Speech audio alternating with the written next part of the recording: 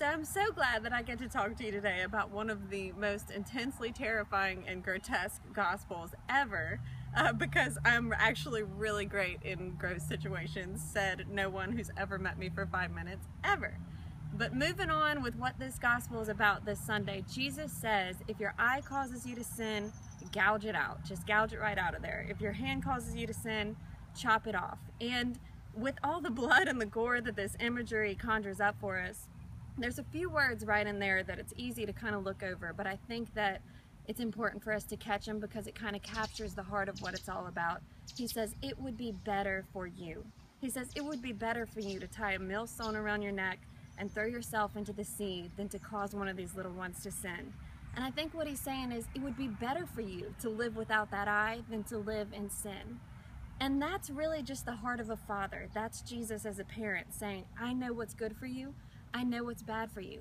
All of us, we know what sin is. We know because we've been taught, because we've been told, but we know because we as human beings know how it feels. If you're like me, then surely you've lived through a time when you've been entrenched in sin so much that you felt the desolation that it brings. You know the ways that sin robs you of your peace and steals your joys, the way that it hurts your relationships. You know the isolation that you can find yourself in when you're living in sin.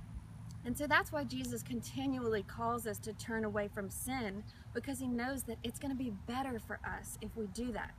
So how do we turn away from sin? We go to his mercy. We find it in the sacrament of reconciliation. We go to his grace. We find it every time we come to Jesus. In prayer and in sacraments, we receive his grace to do better. We choose rightly when we're living in his grace.